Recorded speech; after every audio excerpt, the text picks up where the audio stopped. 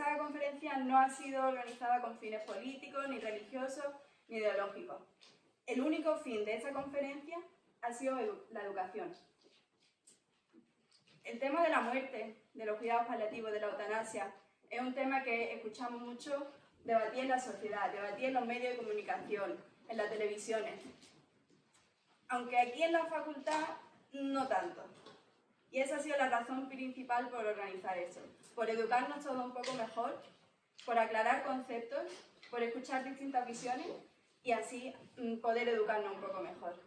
Entonces, diciendo eso, le voy a dar la palabra a Plácido Guardia, que es el médico paliativista, que lleva 26 años de experiencia en este campo, que nos cuente qué son los cuidados paliativos y por qué son necesarios.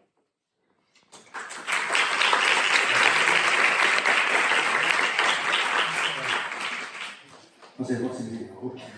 Bueno, gracias, Camila, gracias por la invitación. Yo pido disculpas antes de nada porque estoy con un trancazo, estoy con mucho trabajo de paracetamol, así me... Bien. ¿Qué son los cuidados paliativos? Había que preguntar a vosotros, ¿verdad? Sobre todo a los alumnos de la facultad. Relacionamos cuidados paliativos con muerte, final de vida, ¿verdad? No, es un concepto mucho amplio.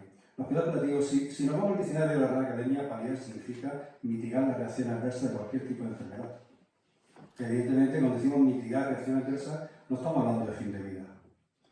Hablamos de cuidar a aquellas personas que tienen una situación de enfermedad avanzada, progresiva, que no responde a los tratamientos que realmente hemos intentado aplicar con la intención curativa y que va a llevar un proceso final de sufrimiento terrible, con muchos síntomas que son cambiantes, lo que tenemos controlado mañana se puede descontrolar, y evidentemente va a pasar un proceso final de vida, de último día de vida, de incluso llega un momento de situación agónica, preagónica, donde también tenemos que actuar. El concepto de cuidado paliativo es cambiando, gracias a Dios, ¿no? Cuando empezamos en el 94, casi nos tildaban como tildan ahora los defensores de la eutanasia, casi como animales, que venían a matar a gente, ¿no? En aquel momento, hablar de muerte digna, hablar de sedación, cuidado, que nos decían que estamos haciendo una eutanasia pasiva, una pseudo-eutanasia, una cosa muy rarita, ¿no? Hay que cambiarlo. Es importante y es importante porque el cuidado paliativo, aunque algunos nos critican en muchos aspectos, ¿no? Hay una cosa importante, fundamental. Mimamos el derecho de toda persona a saber qué está pasando, si quiere saberlo, a saber realmente qué puede controlar su proceso, a saber y decidir por sí mismo, tomar conjuntamente decisiones qué hacer durante todo el proceso y en el fin de vida. Somos muy respetuosos con el derecho de la persona a saber, porque aparte de eso nos obliga la ley. Desde la Ley de Sanidad de 1976 a la última Ley de Derecho y Garantía de la Junta de Andalucía, la más llamada muerte digna, nos obliga a todos los sanitarios a dar información correcta, concreta, veraz, de todo paciente, de toda persona que lo quiera y aquella que no desea que lo hagamos. Que hemos cambiado mucho, me comentaba Anita, y ustedes cuando empezaron, nosotros empezamos con una ONG. En Andalucía en el 94 no existía el paliativo. Estaba la gente de la Cruz Roja, algunos compañeros de atención primaria, a unos hospitales por ahí que nos llamaban locos, en que empezamos a hacer cuidados paliativos y empezamos a hacer cuidados paliativos en pacientes oncológicos. Era el paciente que tenía los criterios muchísimo más claros de situación de enfermedad terminal, o un paciente que tiene un cáncer muy avanzado, o un paciente que se ha hecho el tratamiento oncológico, pero ha progresado y tenía todos los tintes, todas las características propias de la enfermedad terminal. Es verdad que ya en aquellos momentos, cuando la Junta de Andalucía empezó a hablar del proceso, cuando la Junta de Andalucía nos tomó un poquito más en serio, se hizo el proceso de los cuidados paliativos, que aquí está mi compañero de mesa que colaboró, Miguel, que está sentado ahí, que también colaboró muchísimo en toda esta historia, ¿verdad? El plan de cuidados paliativos 2008-2012 ya se hablaba de que el paliativo es un derecho de toda persona con una enfermedad avanzada e incurable, sea o no sea oncológica. Se incluyeron los criterios de McNamara, donde se incluían enfermedades como puede ser enfermedades neurodegenerativas, esclerosis, ELA, enfermedades cardíacas, enfermedades de pulmón, hepatopatías crónicas, y demencias, sin una cantidad de enfermedades que tienen criterios de finalidad y que debemos dar la respuesta adecuada. Pero para hablar de cuidados paliativos hay que tener muy claro el concepto, ¿verdad? Aún en la clase médica, el concepto de paliativo es un poquito, lo relaciona con decir, bueno, cuando no hay nada que hacer, ya hemos hecho todo aquello.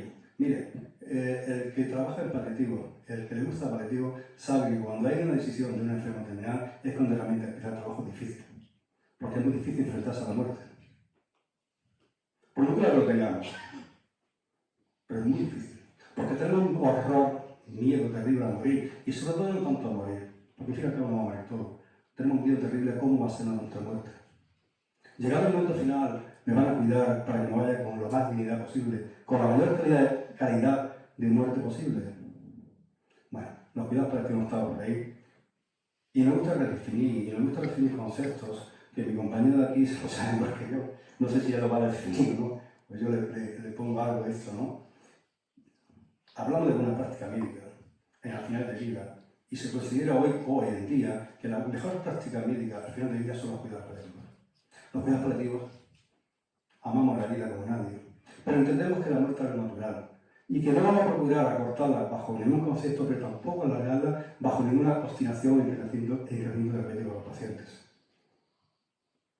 Hablamos de rechazo de tratamiento, algo que el paciente tiene derecho a elegir. Y si mi paciente rechaza poner quimioterapia, yo no lo voy a dejar. Voy a estar con él al final. Hablamos de muerte. Hablamos de muerte digna. Y un concepto que los paliativos nos chirría un poquito. Porque la muerte no es un instante. La muerte de un paciente con una enfermedad avanzada y grave no se habla de un instante. Es todo un proceso. Desde que te dicen que tiene una enfermedad incurable hasta que llega el momento final, es un proceso.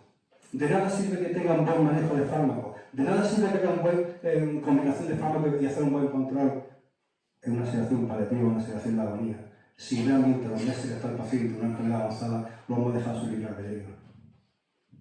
Mirad, he dicho al principio que respeto la libertad individual de cada uno de decidir. Decidir cualquier acto de su vida. Incluso quiero morir, me parece muy bien. Bueno, ahora os comentaré que desde el punto de vista legal es ilegal provocar una muerte de un paciente rápido. Pero sí que es verdad que aunque sea realmente ilegal, sí tenemos medios para poder controlar. Hablamos y últimamente la compañera me habla del caso de la señora que se le entrevistó hace poco tiempo, todos lo recordáis, ¿verdad? Bueno, yo no sé quién para jugar a él y a ella. Pero nos quedamos con la foto final de toda la película, ¿verdad? El momento final que le he puesto algo para que mi mamá descanse en paz porque me lo ha pedido. Chapó. ¿Escuchaste la entrevista entera? No. ¿Sabéis que el sistema público de Madrid le negó en varias ocasiones la posibilidad de ingreso en una residencia adecuada para cuidar al paciente? ¿Realmente se ha hecho un buen cuidado de esa persona? ¿Se ha ayudado al cuidador? ¿Se ha tenido en cuenta la claudicación del cuidador? Bien, los cuidados paliativos prácticamente, y no digo que lo hagamos muy bien porque estamos muy faltos de medios, consideramos que lo principal de todo esto, nuestro trabajo, es dar la mayor calidad de vida al paciente, al entorno familiar y al entorno social. De nada sirve que yo cuide a un buen paciente y me olvido de quién es el responsable último del paciente en el domicilio, en mi trabajo, que es el cuidado principal. Esos son los cuidados paliativos. A veces no se entiende, no se comprende. E incluso, como ha hecho Tanita, en esta casa, que es la casa de culto de la formación en medicina, no se entiende. Cuidadito. Yo siempre digo, los libros de texto hablan un poco de muerte. Casi nadie se muere porque tiene una enfermedad. Hablamos de diagnóstico, tratamiento y curación. Y nos pegamos la bofetón del año cuando llegamos a hacer prácticas por ahí, vienen algunos alumnos con nosotros, los residentes que están con nosotros, se quedan 14 porque no entienden que una persona que aunque tenga una enfermedad no oncológica se tenga que morir. Y nos cuesta. Y nos cuesta tomar decisiones. Y a veces esas malas decisiones evidentemente afectan directamente a nuestros pacientes. Luchamos porque esto sea lo mejor posible para cada patología. Luchamos porque realmente se nos reconozca. Mira, después de 26 años, en el Hospital San Cecilio, estamos los mismos con las mismas. No hemos crecido en nada. Sí ha crecido el número de pacientes. ¿Qué ocurre? Cuando tenemos mucho trabajo y poco personal, a veces las cosas se hacen regular. Pero lo intentamos. Mira, nosotros los pacientes aquí están en el domicilio y el 90% termina su día en domicilio. Por supuesto, con la ayuda, con la actuación de atención primaria, en definitiva, es el responsable último de nuestros pacientes en domicilio. Y nosotros somos equipo de soporte de atención primaria. Pero eso es importante. Si yo quiero estar en casa, quiero morir en casa, que tengan los recursos suficientes para que el sistema público lo ofrezca. Pero no solamente el equipo sanitario, médico, enfermera, psicólogo, no.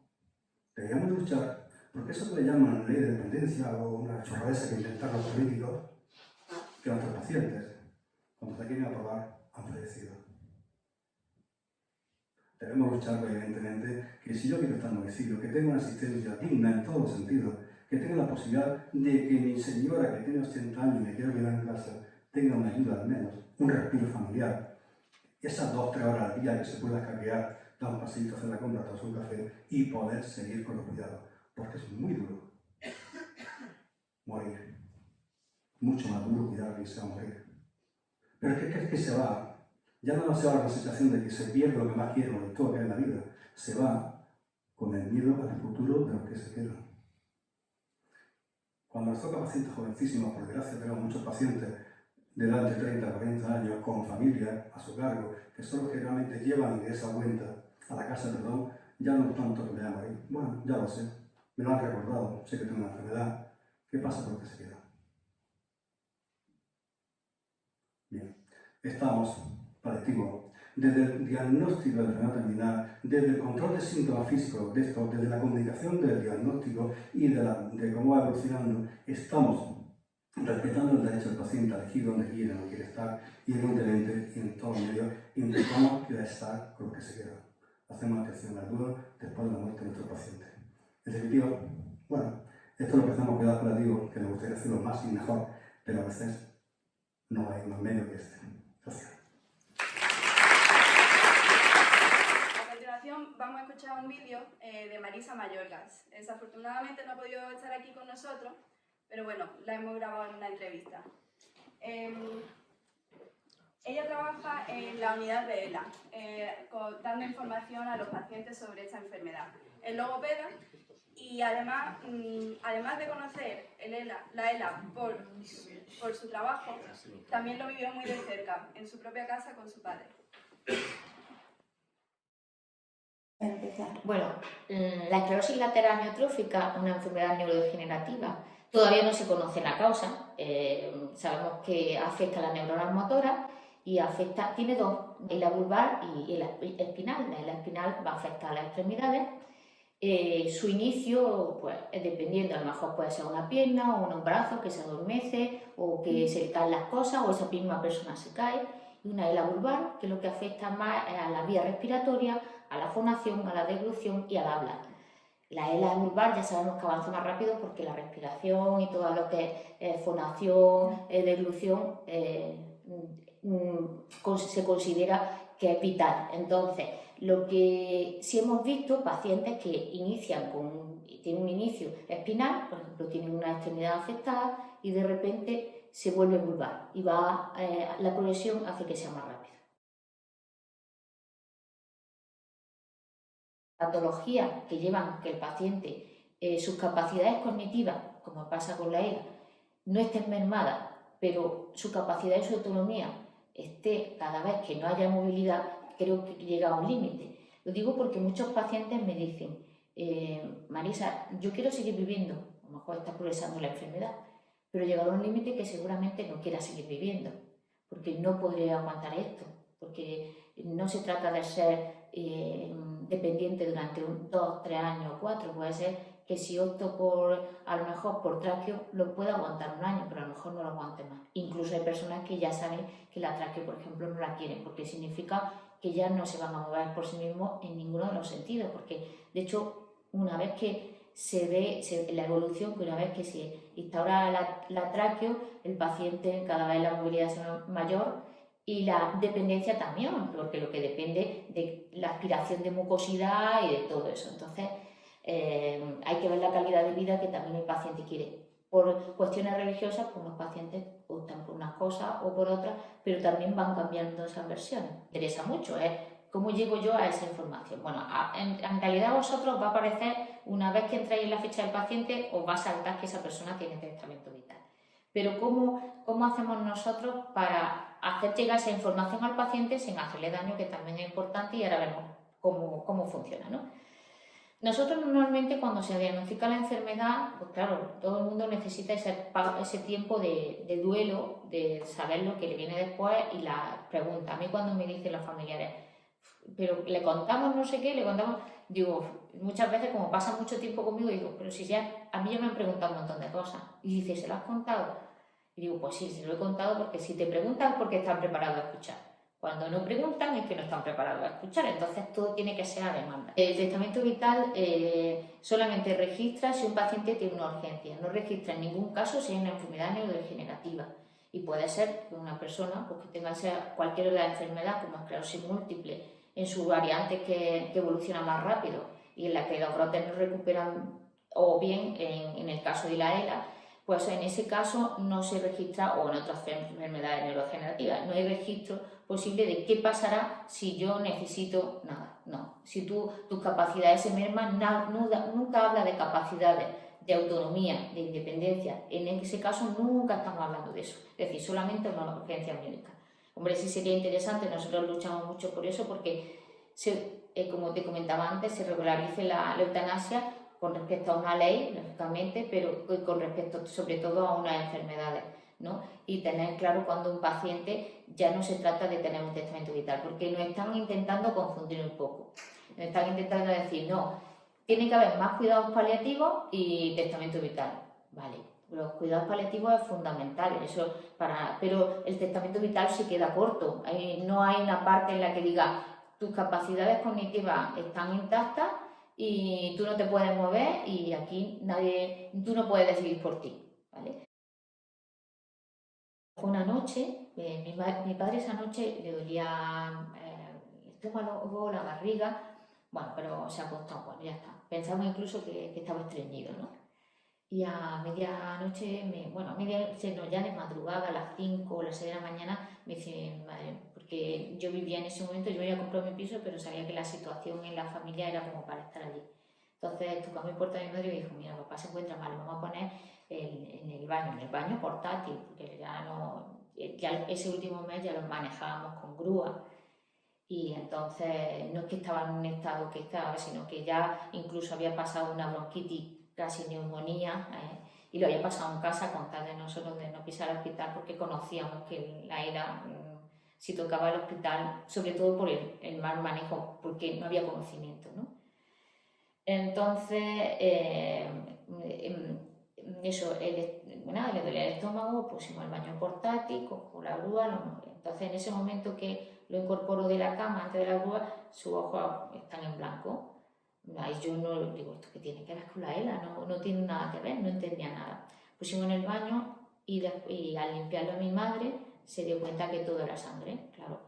Ahí dijimos, es que ya no entendíamos, decimos, pero ¿esto qué tiene que ver con la enfermedad, no? Lo colocamos de nuevo en la cama, bueno, claro, por supuesto, llamamos lo antes posible a la urgencia. De hecho, la primera vez que se quedó los ojos blancos, lo primero que hicimos. Pero nos dijeron, bueno, sí, que lo antes del baño lo limpiamos, entonces ahí nos dimos cuenta, venía el 061. El 061, al sentarlo en la cama, no tenían ni idea, me lo tumbaron sin el CIPA. Entonces, claro, él más se le pusieron los ojos blancos porque se ahogaba. Es decir, claro, lo único que te dicen es, ir a la familia fuera. Es que como no conocéis cómo va, este paciente si lo tumba, no podía respirar por sí mismo, pues entonces dijeron, no, la familia aquí. Entonces enseguida se dieron cuenta y me acuerdo que a mi madre lo primero que vi por normal fue llorar, ¿no?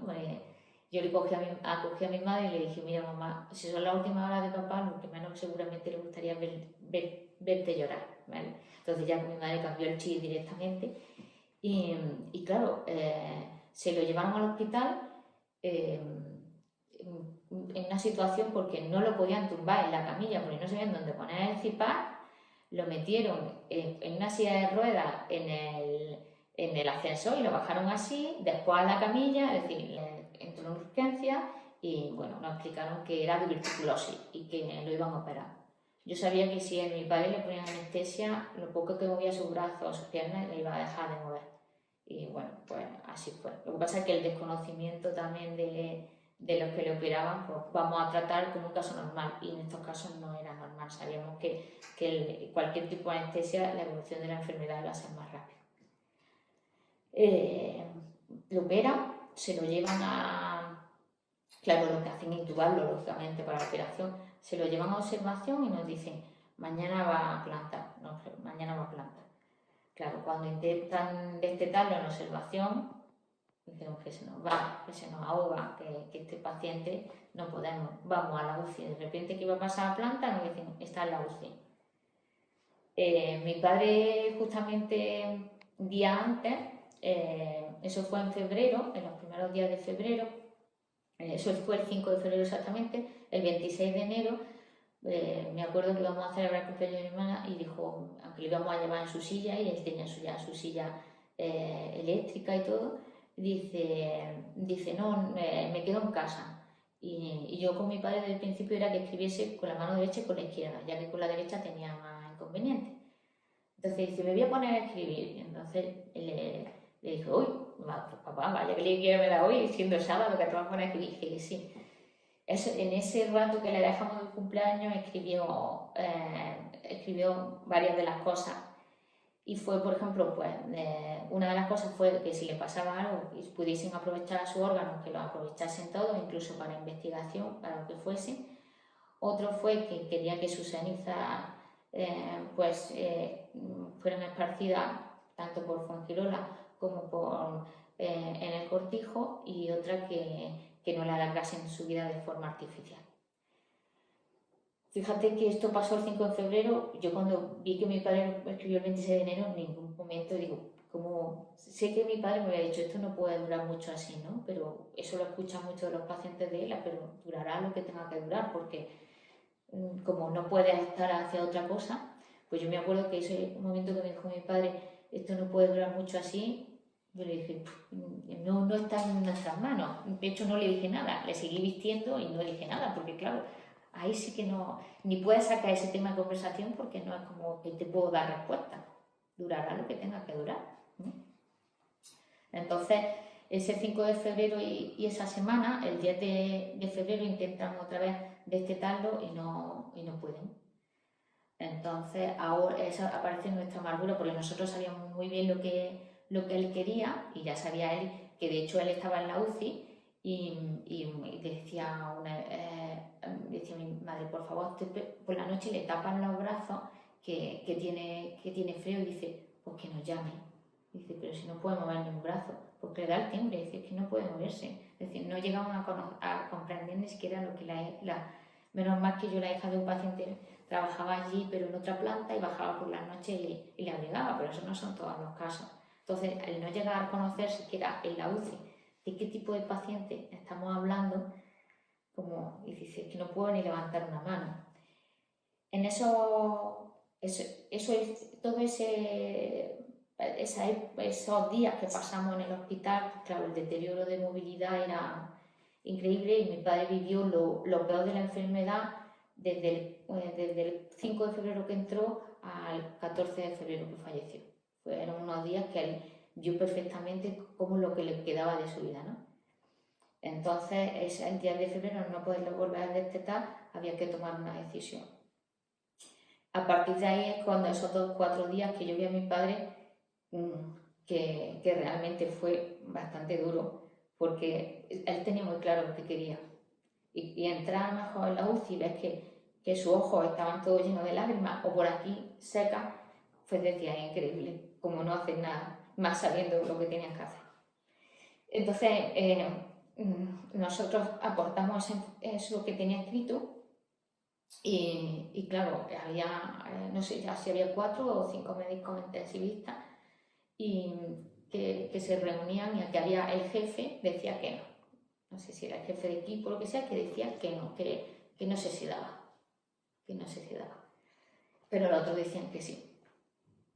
Entonces no entendíamos eso, y le enseñamos. Entonces también fue su médico de familia y comentó lo que decía. Yo tengo muy hablado con Antonio, sé cuál es su decisión y sé su forma de ser, y esto no lo quiere, además que le podéis preguntar, porque él está cognitivamente consciente bien. Mi padre en esos días tenés que decir, me tengo que despedir de vosotros, y además hacerlo tan eterno, porque 4 días después en medio vamos a tomar una decisión, pues para nosotros también era muy duro, ¿no? Ya por fin lo decidieron, o más bien votaciones no sé cómo fue, porque no sé, no lo sé, pero finalmente pues lo sedaron. lógicamente el despedirte es igual de duro, aunque sepas que es su decisión, porque es así. Pero es curioso que mi padre murió con una sonrisa porque había llegado a todo, ¿no? Y había tenido tiempo para comunicarse con nosotros con mucha dificultad porque tenía una máscara que le ocupaba toda la cara, pero yo me llevé un sistema muy fácil.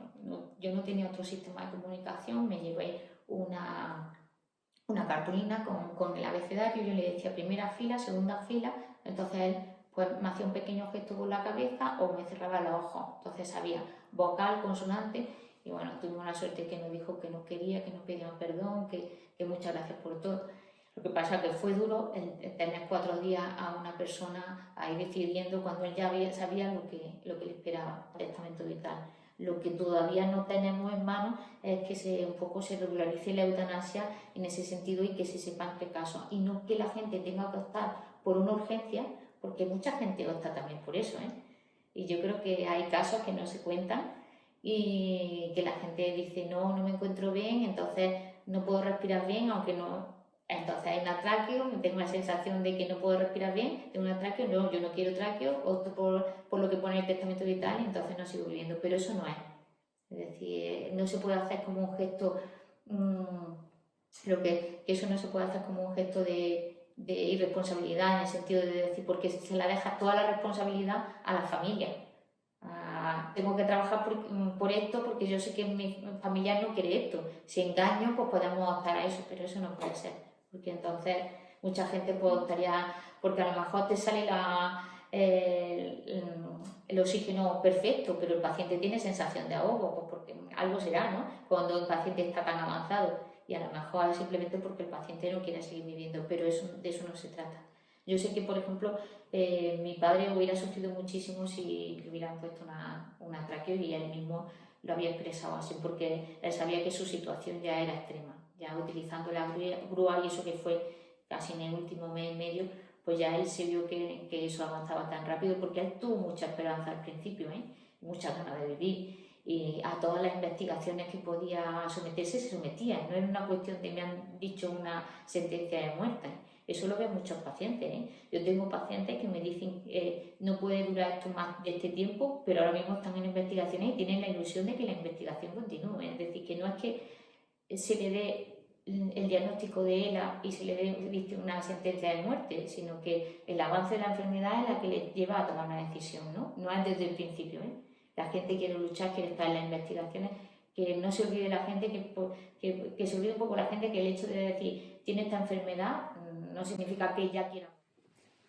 Además de la ELA, que es una de las enfermedades que hemos visto muy mediáticas en cuanto a la eutanasia, también lo es la esclerosis múltiple, como el caso que estaba comentando Plácido de hace un par de semanas. Para conocer un poco la enfermedad, que es la esclerosis múltiple, cómo se vive con esclerosis múltiple, cómo lo viven los cuidadores, hemos traído aquí a Jesús Alcázar y a Mari Nieves para que nos cuenten de su experiencia.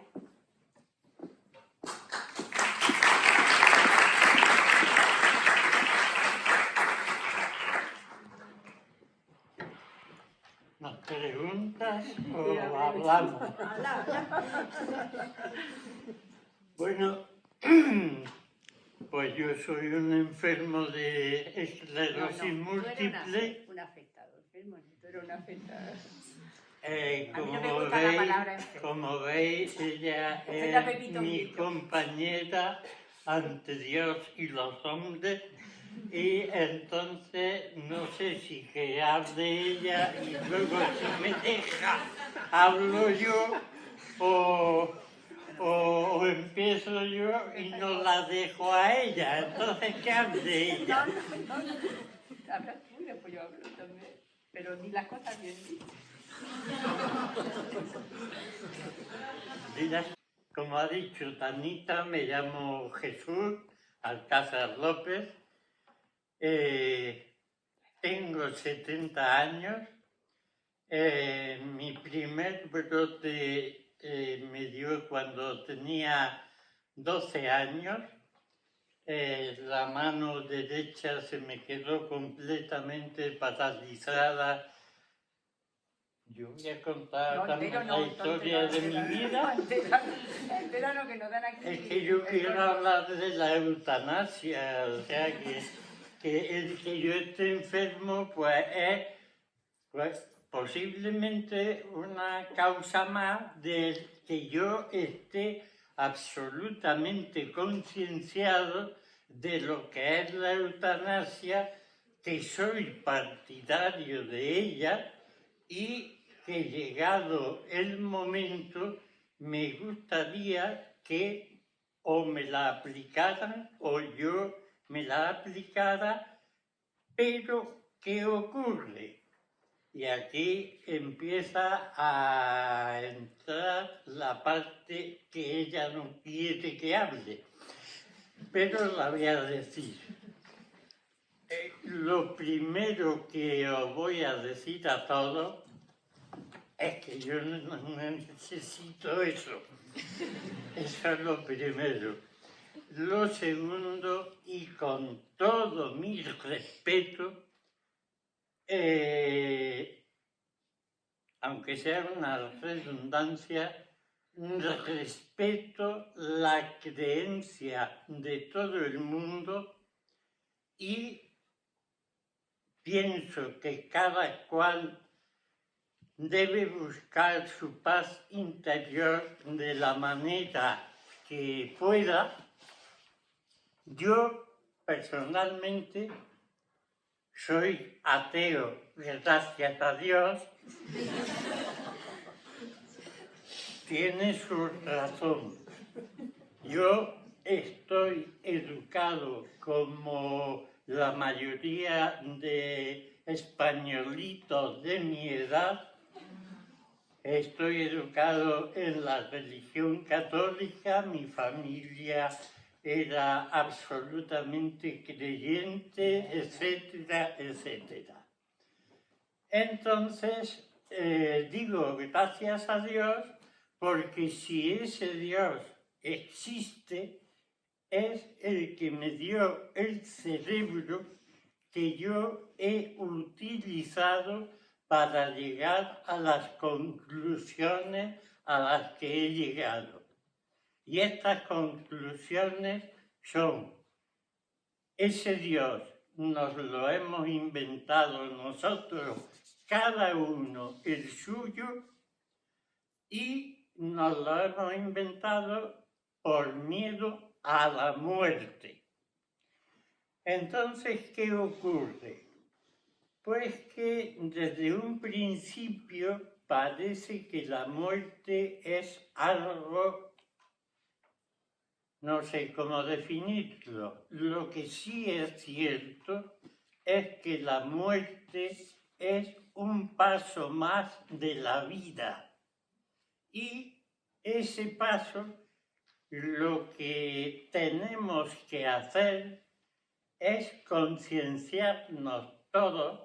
Y me gustó mucho, esto es un inciso, me gustó mucho cuando Tanita presentó el acto y sobre todo lo presentó para vosotros diciendo que era para educarnos más. Yo he sido 20 años maestro, creo que voy a seguir siéndolo hasta que me muera, me mate yo o me mate la vida. Bien, para no enrollarme mucho, porque ya estoy viendo desde ojo que ya están diciendo que me estoy enrollando. Quiero deciros una cosa. Vivimos en una sociedad que está dirigida por dos poderes que siempre se alían. Aunque no nos lo creamos, siempre se alían. Por un lado, la Iglesia, por otro lado, el Estado. ¿Qué quieren los dos? Cada uno para su beneficio propio.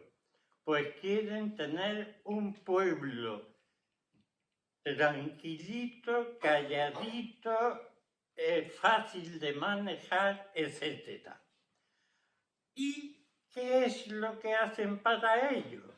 Pues uno se dice al otro, mira, tienes que hacer esto, mira, tienes que hacer aquello, mira, tienes que decir que la muerte es una cosa que la manda Dios y que tenemos que aceptarla así como viene y que no podemos decidir sobre ella y tal y cual. Pero eso va en contra de ese Dios que, según los que creen, nos ha creado, que nos ha dado un cerebro. Debía habernos dejado sin cerebro para que no pensáramos, porque si pensamos, llegamos a la conclusión de que los cuidados paliativos están muy bien, es una cosa que ellos han decidido que como matarnos no podemos matarnos, pues vamos a darles cuidados paliativos para que aguanten hasta que al final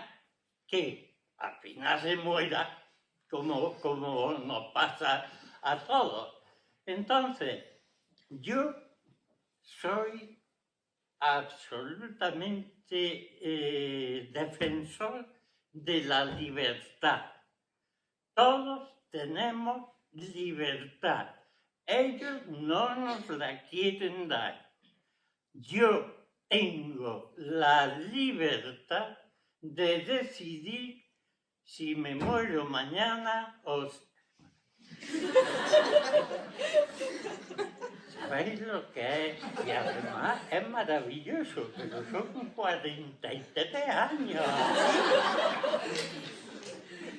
Pero nos amamos.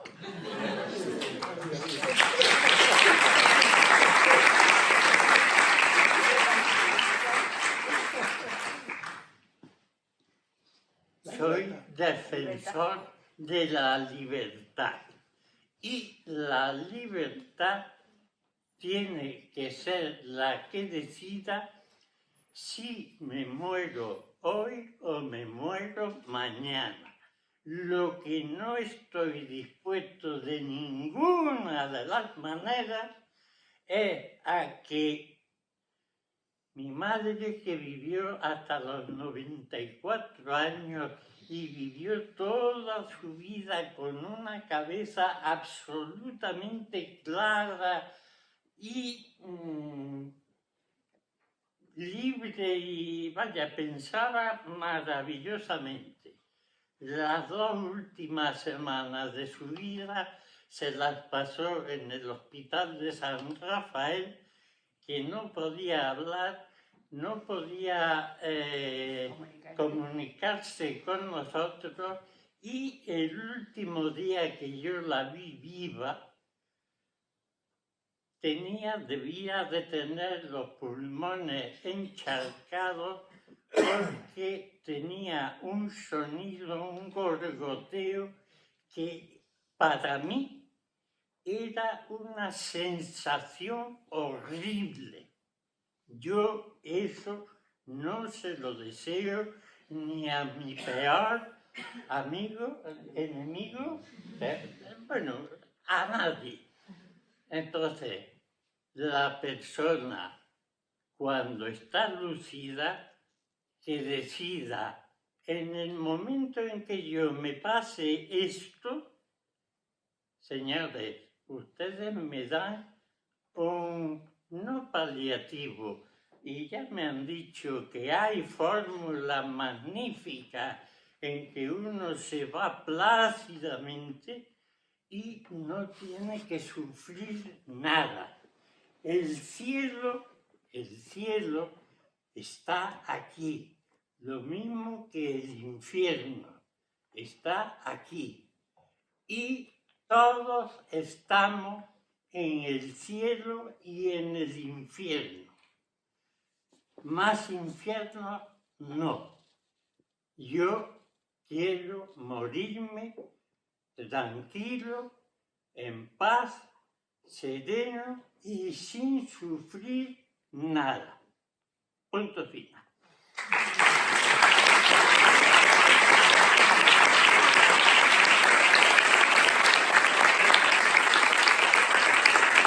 Mira, también.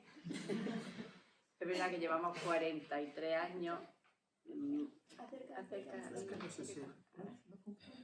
Sí, sí, perfecto. 43 años. No te lo No, pongas no me voy a tan poner. cerca. ¿Habéis visto? Soy yo la que... Bueno. Voy a contar un poquillo mi historia de compañía. Tiene tela. Llevamos 43 años juntos.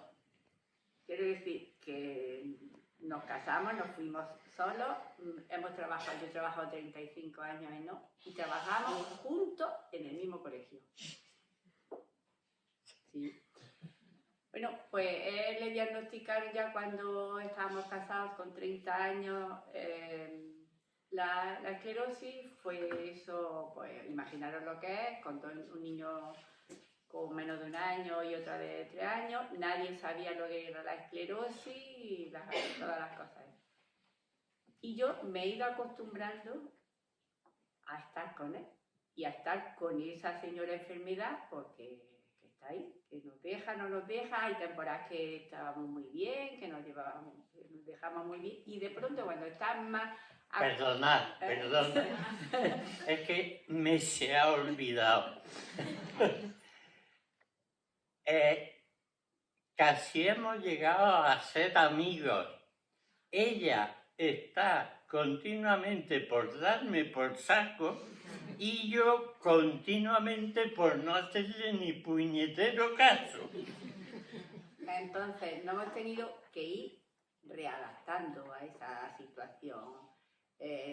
Había cosas, yo voy a contar más personas, que su hijo no entendía, porque cuando llegaba de trabajar y su padre se sentaba, su niño decía, ¿por qué? Si papá estaba bien, papá andaba, papá trabajaba, pero ¿por qué papá estaba sentado siempre con esa gorra y papá no participaba? Explícale tú a un niño de 5, 6, 7 años qué es lo que le pasaba a su papá. Ahí lo llevábamos como podíamos y lo íbamos explicando. Como lo ha dicho, cuando ya estábamos acomodados a esa situación, pues claro.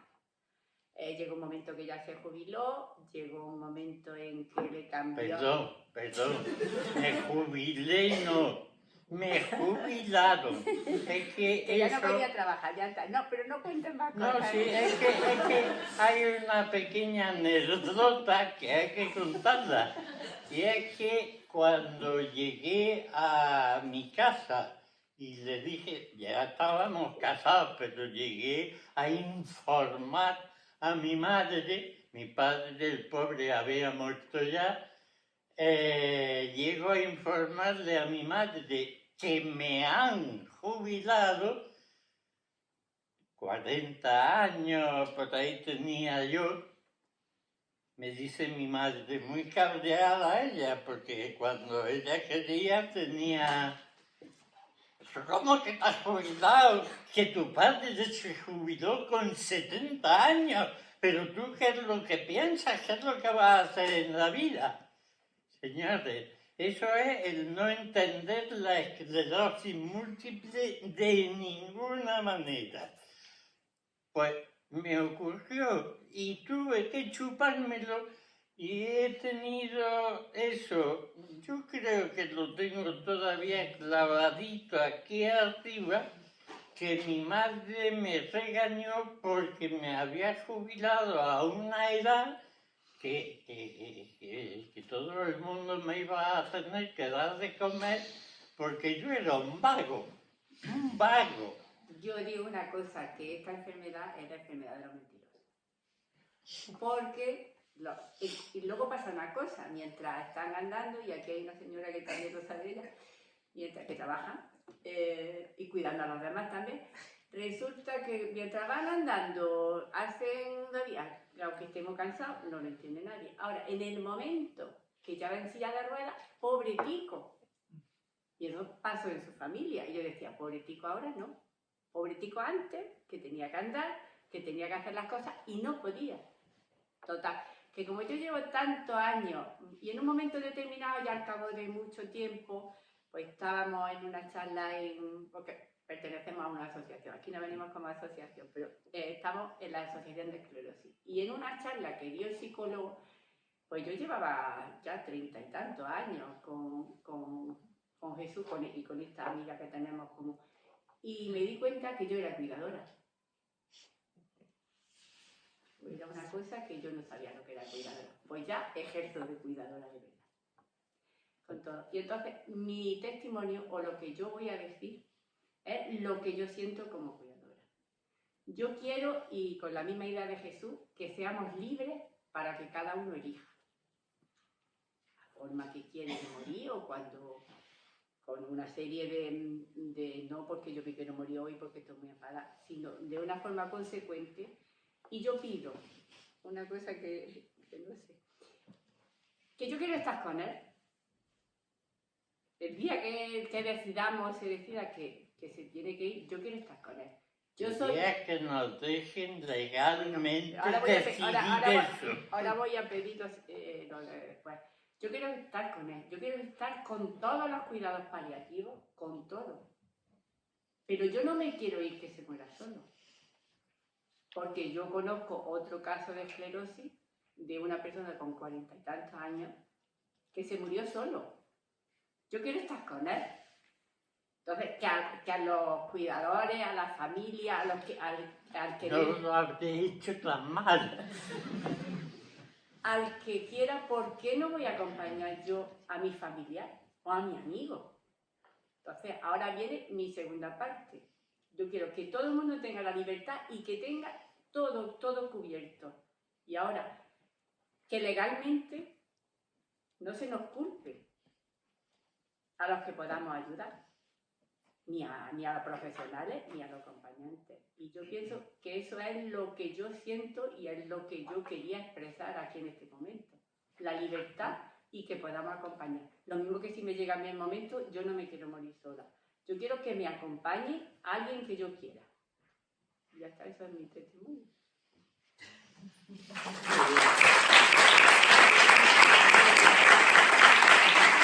gracias por venir aquí y compartir con nosotros vuestra experiencia. Sin duda alguna todos lo sabemos, ¿no? Que la eutanasia, uno de los grandes los argumentos a favor es la defensa de la libertad. ¿Qué ocurre? Y ahí es donde otras voces opinan las voces en contra de las pendientes resbaladizas, de cómo garantizar que las decisiones sean libres. Para argumentar estas posiciones, hemos traído hoy aquí a Pablo Simón Lorda para contarnos un poco el marco legal en los países donde se ha legalizado la eutanasia. Es decir, cómo ellos ahí regulan que realmente las decisiones sean libres, cuáles son los mecanismos de control y qué pacientes son los que lo pueden decidir. Bueno, lo primero, dar la enhorabuena a Tanita y el agradecimiento por haber organizado esta sesión. Me parece admirable que los estudiantes de medicina pues, tengáis la valentía y el interés en esto. O sea, que lo primero, darte la enhorabuena a ti y darte la enhorabuena a todos los estudiantes que estáis aquí esta tarde. Y, bueno, lo segundo, yo no sé, o sea, a mí lo que me dan ganas era, después de haberlos oído, era parar y venga, vamos a hablar, ¿no? Así que, claro, la cuestión que me ha pedido Tanita es un poquito más técnica. Yo voy a reducirla en 15 minutos porque insisto que lo que me parece importante es que hablemos a ideas muy sencillas, ¿no? Hay muchísima bibliografía, yo se la puedo pasar a Tanita, toda la del mundo mundial y lo podemos ver, ¿no? Entonces, decía que es importante que en una facultad de medicina, los estudiantes de medicina hablen de esto, porque, por desgracia, con frecuencia, en las facultades de medicina, yo no sé en esta, pero imagino que es similar a todas, ¿no? El discurso en el cual se produce el aprendizaje es un discurso contrario a la idea de que la muerte forma parte de los procesos de la vida. Es decir, lo que se nos inculca, o a mí se me inculcaba cuando yo fui estudiante de medicina, es que la medicina está aquí para salvar a toda costa la vida de la gente y además puede hacerlo y además debe hacerlo. Es decir, si hay medios para prolongar la vida, estamos obligados a hacerlo, ¿no? Este es un poco el discurso en un marco de lo que llamamos imperativo tecnológico, ¿no? Si tú tienes un Gödel, ¿por qué no vas a poner el Gödel? Si tú puedes intubar, ¿por qué no vas a intubar? Si tú puedes... Esto es lo que se enseña a mí y asumo que seguramente se os enseña a vosotros, ¿no? Por lo tanto, me parece muy importante desmontar ese discurso. Mira, ese es un discurso antihumano, es un discurso inhumano, ¿eh? El discurso real es el discurso, estamos aquí para proteger la vida, proteger la salud de las personas, pero aceptar también los límites de lo que hacemos, y los límites de la muerte y los límites del sufrimiento, donde no podemos solucionarlo todo. Yo aquí diré que a veces, en mi impresión, los cuidados paliativos paradójicamente acaban contaminados por este paradigma. Dicen, con cuidados paliativos podemos solucionarlo todo. Y acabamos con el ansia de morir de la gente, porque si tú tienes ansia de morir, el problema es que no te hemos dado suficientes cuidados paliativos, ¿no? Yo creo que es un paradigma erróneo. También tenemos que saber parar. Tenemos que saber parar todo, también los cuidados paliativos. A veces la gente, simple y llanamente, en un momento determinado, a pesar de que le hayamos dado todos los cuidados paliativos del mundo, quiere morir. Y esto es algo a lo que nosotros como profesionales tenemos que enfrentarnos, ¿eh? Desde el paradigma de la vida y del imperativo tecnológico, la muerte es un fracaso. Entonces, cuando un paciente me dice, está muy bien todo lo que usted me cuenta, pero yo lo que quiero es morir, muchas veces los profesionales lo vivimos como un fracaso, ¿no? Este discurso lo tenemos que cambiar, ¿vale? Y por lo tanto es muy importante sesiones como esta, ¿no? Esta yo es la primera idea que os quería decir. Segunda, bueno, el concepto muerte digna, ¿no? Yo creo que es un concepto interesante. Porque nos transmite la idea de que de lo que hablamos es los procesos. Pero fijaros, hablamos de muerte, pero en realidad no es real. Yo creo que Plácido lo ha dicho. Hablamos de los momentos finales de la vida. Es decir, la muerte es un acto puntual, más allá de eso no sabemos lo que hay. Por lo tanto, hablamos de cómo dignificar los procesos finales de la vida. Esto es lo que en términos genéricos llamamos muerte digna en realidad, ¿no?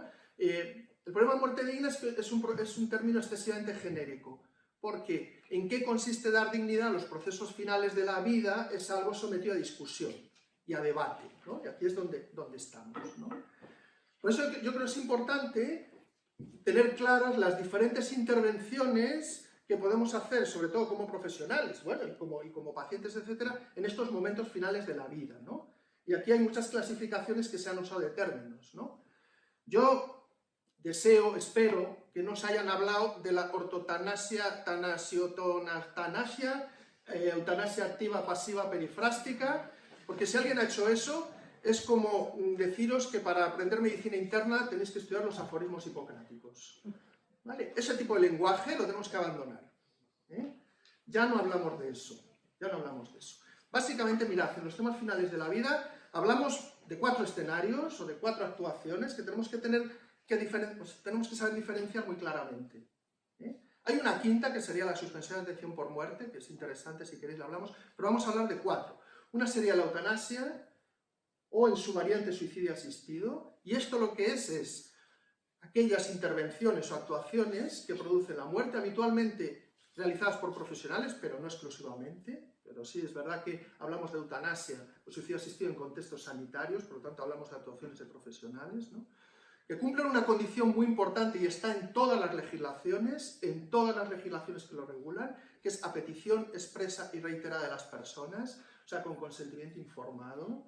La eutanasia sin consentimiento de las personas no es eutanasia, eso se llama homicidio, asesinato, como lo queráis llamar. Por lo tanto, el requisito del consentimiento informado es absolutamente clave, ¿no? Y habitualmente, en un contexto de sufrimiento de personas que padecen enfermedades irreversibles, terminales, aquí es donde hay un punto de debate qué tipo de enfermedades. Pero de esto es de lo que hablamos, ¿eh? Cuando hablamos de eutanasia. Otro tipo de cosas, quitar respiradores cuando no tiene sentido, eso no es eutanasia, ahora vamos a ver lo que es, ¿eh? Entonces, que no os confundan, por favor. No todo es lo mismo. Tenemos que aprender a diferenciar las cosas, ¿no? Hablamos de suicidio asistido cuando, en esas condiciones que hemos visto antes, quien realiza el acto de poner fin a la vida no es otro, sino es uno mismo, ¿eh? Yo mismo me tomo las pastillas, ¿vale? Esto plantea algunos problemas en algunas enfermedades muy evolucionadas. Situaciones terminales de enfermedad de esclerosis múltiple de ELA o pacientes con Corea de Huntington, que llega un momento en que no pueden hacerlo por ellos mismos. Pero en otros contextos, esto es lo que llamamos suicidio asistido. Es importante que lo distingamos porque ahora vamos a ver brevemente las leyes que regulan una cosa u otra, ¿no? Bueno, muy importante distinguir la limitación del esfuerzo terapéutico o adecuación terapéutica, como le queráis llamar, ¿vale? Y el rechazo de tratamiento, ¿vale? ¿Qué es limitación de esfuerzo terapéutico? Es cuando llegamos a la conclusión de que una intervención terapéutica no tiene sentido, los profesionales entendemos que no hay indicación y o bien no la iniciamos o bien la retiramos, ¿vale? Retiramos medidas, decimos. Y esto es diferente al rechazo de tratamiento, porque en el rechazo de tratamiento quien decide, o sea, no es el profesional, es el paciente.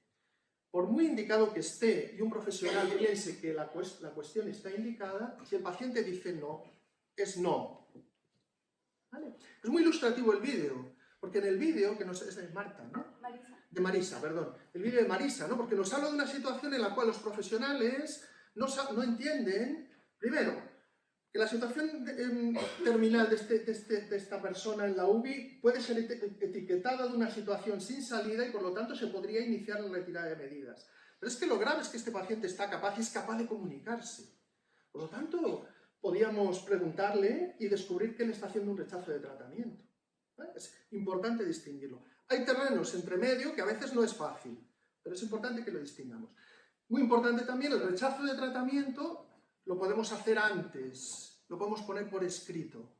Esto es lo que llamamos un testamento vital o voluntad vital anticipada. ¿Vale?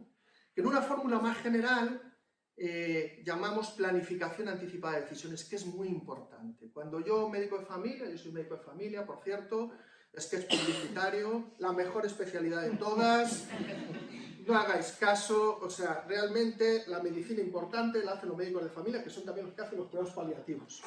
Cierro el sketch publicitario, importante que lo sepamos, ¿no? Entonces, el testamento vital es poner esto por escrito. Paréntesis en Marisa. Yo creo que ha dicho una cosa que no es exacta.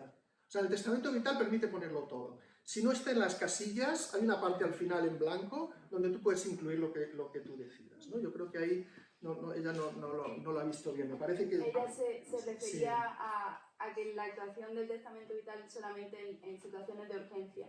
No, es que eso no es así. O sea, a ver, obviamente cuando llega el momento final, pero que el proceso que regula es todo el proceso final, ¿eh? O sea, yo, en fin, no sé, tendríamos que discutirlo porque no lo he entendido mucho, a lo mejor yo no lo he entendido bien, ¿no? Bueno, esto es muy importante, ¿eh? Distinguir entre limitación, rechazo y saber que no tiene nada que ver con la eutanasia, ¿eh? Cuando yo quito un respirador porque no está indicado, eso no es que yo mate a la gente, simplemente es que permito que la enfermedad siga su curso y termine, porque lo único que estamos haciendo es prolongar el sufrimiento. Y luego está una intervención que, aunque al principio la etiquetábamos y la metíamos, que es la sedación paliativa, yo creo que progresivamente la sedación paliativa la tenemos que quitar de este tipo de intervenciones, porque lo que tenemos que hacer es normalizarla. La sedación paliativa es una intervención más, que lo que hay que hacer es que cumpla los requisitos de indicación, consentimiento informado, o bien del paciente o de su familia, y ya está, ¿no? Y en la sedación paliativa lo único que hacemos es permitir que la gente entre en la muerte dormido. Voy a distinguirlo así. Y esto es muy importante. Esto es muy importante, permitir que la gente entre en la muerte dormido si así lo quiere. ¿Vale? Bueno, esto es un poquito el asunto. Ahora vamos un poquito a la legislación. Es decir, ¿cómo está la legislación? Bien, mirad, de estos escenarios, eutanasia, limitación de esfuerzo terapéutico, rechazo de tratamiento y sedación paliativa, en España son claramente legales los 4 segundos, a día de hoy.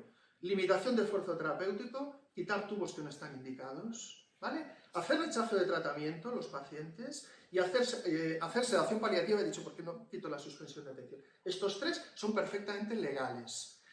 Como la legislación no estaba clara, fue el momento en el cual empezamos a regularlos para fortalecerlos. Esto es lo que ha generado lo que llamamos leyes de muerte digna, que es una expresión que yo sé que a veces no gusta, pero bueno, leyes de muerte digna. La primera es de Andalucía, después sucesivamente casi todas las comunidades autónomas intentaron regular esto.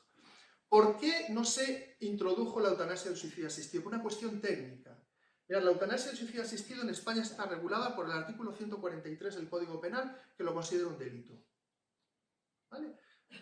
Matar, voy a decir así, parece fuerte, pero matar a la gente, aunque sea a petición de esta persona en un contexto de sufrimiento, pues es un delito, artículo 143 del Código Penal. Y el problema que teníamos, digo teníamos porque yo participé en el desarrollo legislativo de la ley andaluza, teníamos es que modificar eso solo lo puede hacer el Congreso de los Diputados. Los parlamentos autonómicos no pueden cambiar eso. Por eso, todas las leyes autonómicas lo único que hacen es regular esos tres escenarios: limitación de esfuerzo terapéutico, sedación paliativa y rechazo de tratamiento. ¿Vale? El momento en el que estamos ahora es cuando ya a nivel central, o sea, a nivel del Congreso de los Diputados, se ha planteado, bueno, ha habido muchos proyectos de ley a lo largo de la historia intentando modificar el 143 del Código Penal, que es el núcleo duro legislativo de la cuestión, ¿no? Ahora, bueno, pues antes de disolverse las Cortes había un proyecto de ley, pues un proyecto de ley presentado por el Partido Socialista, a partir de otro elaborado por Unidos Podemos. Ahora, con la constitución del nuevo Parlamento, entiendo que se retomará la cuestión, pero vamos a ver, porque ahora estamos en paréntesis legislativo, ¿no? Esa es la situación en España. En el resto de los países que hay, pues mirad, países que hayan regulado eutanasia y suicidio asistido, y hablo de eutanasia y suicidio asistido, ahora ya sí que no hablo de rechazo de tratamiento, no, hablo de eutanasia y suicidio asistido. Países en Europa, lo tenéis en Holanda, Bélgica y Luxemburgo. Yo la experiencia que más conozco es la de Bélgica. He estado allí, lo he visto, etc., ¿no? Y de hecho, los proyectos de ley, tanto de Unidos Podemos como del PSOE, toman mucho de la legislación belga, que es muy garantista. Garantista quiere decir que establece muchas cláusulas de protección para evitar tanto esto que llaman la pendiente resbaladiza como abusos, ¿no? No las voy a desgranar, yo os lo puedo pasar, pero es muy garantista. O sea, no es... hombre, abusos siempre se pueden producir cuando tú haces cualquier ley, pero es difícil y fácil de detectar. Entonces, Holanda, Bélgica y Luxemburgo. Suiza tiene una situación especial, porque Suiza lo único que admite es el suicidio asistido, no la eutanasia. Acordaos de la diferencia entre eutanasia y suicidio asistido. El suicidio asistido en Suiza, ¿no? Con la peculiaridad de que no hace falta que sean profesionales quien lo haga, ni siquiera médicos, ¿no? De hecho, en las clínicas de Suiza, muchas veces quien realiza el suicidio asistido es personal de enfermería, ni siquiera hacen falta médicos. Reino Unido tiene una situación particular porque están intentando regular, pero no consiguen acabar de hacerlo, básicamente suicidio asistido, eutanasia no. En el continente americano, Estados Unidos nunca ha entrado en el tema de la eutanasia. El tema de la eutanasia produce bastante rechazo en el mundo anglosajón. ¿Por qué?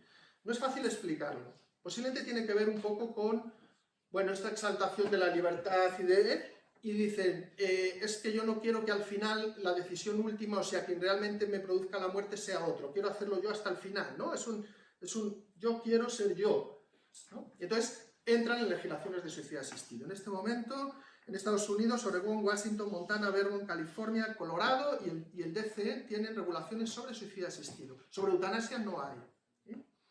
En el continente americano tenéis también Canadá, que la acaba de regular hace poquito, y Colombia. Ellas sí que hacen eutanasia, ¿no? Y en Australia, en el territorio norte de Australia, hubo una ley que se derogó. Territorio norte de... ¿Recordáis la película estupenda de Australia de Nicole Kidman? Pues en ese gran territorio donde estaban las vacas, ahí en el norte, hubo una época que había una ley sobre eutanasia. La derogaron y ahora quien lo ha hecho es el territorio de Victoria. ¿Vale? Este es el panorama general, yo lo dejo ahí, luego si queréis lo hablamos, ¿no? Y ya la última idea, mi opinión personal, a partir de lo que yo he vivido en Bélgica, discutiendo sobre eutanasia y suicidio asistido con el comité presidencial de la Sociedad Flamenca de Cuidados Paliativos. ¿Cómo viven los paliativistas flamencos el tema de la eutanasia? Pues ellos lo que dicen es que ellos no lo perciben como oposición. Es decir, para ellos hay un continuo de medidas. Cuando un paciente está sufriendo y un paciente necesita acompañamiento en el proceso de morir, ellos dicen, ¿por qué no vamos a aceptar que una de las soluciones posibles, una de las salidas posibles de los pacientes es pedir la eutanasia? Y ellos la hacen. Ellos la hacen. Es decir, no hay oposición entre cuidados paliativos y eutanasia. Para ellos, una más de las opciones que hay en el proceso de cuidado global de un paciente terminal es hacer la eutanasia. ofrecen todo lo demás, sedación paliativa, testamento vital, todo lo que es apoyo psicológico, apoyo emocional, etc., ¿no? Yo pienso que este es un mensaje importante. No hay oposición entre cuidados paliativos y eutanasia. Es imprescindible que en España tengamos unos cuidados paliativos de alta calidad, por supuesto. Es la primera pelea que tenemos que tener. Cuidados paliativos de alta calidad. Fundamentalmente en manos de la atención primaria. De los cuidados paliativos son una tarea de los médicos, enfermeras de familia, con apoyo de unidades especializadas, pero fundamentalmente de atención primaria. Y no hay oposición entre eso y en un momento determinado que un paciente diga quiero morir, y cuando esté legal, pues a lo mejor, yo no sé, lo pensaré, si en algún momento es legal, yo como médico de familia puedo decidir, vale, lo hacemos también, ¿no? No hay oposición. Lo que tiene que haber, es, lo ha dicho ya Jesús, no voy a repetir su discurso, es libertad. Libertad de las personas, libertad para respetar sus procesos de vida y sus procesos de muerte. Gracias.